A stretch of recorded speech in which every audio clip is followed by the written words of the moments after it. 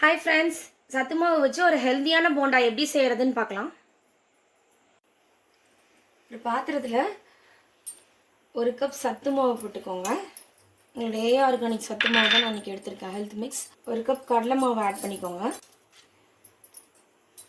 உப்பு அரை ஸ்பூன், ஜீரகம் அரை ஸ்பூன், மிளகாத்தூள் ஒரு ஸ்பூன், ஒரு பெரிய வெங்காயத்தை சாப் பண்ணி வச்சுருக்கேன், அதை ஆட் பண்ணிக்கோங்க. முருங்கைக்கீரையை சாப் பண்ணி வச்சுருக்கேன், அது ஒரு 2 ஹேண்ட்ஃபுல் போட்டுக்கோங்க.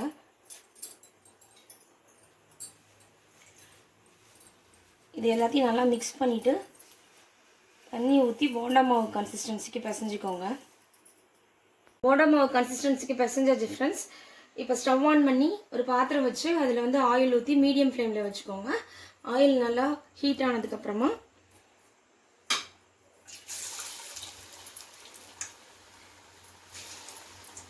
ஆட் பண்ணி டீப் ஃப்ரை பண்ணி குக் பண்ணி எடுங்க ஃப்ரெண்ட்ஸ்.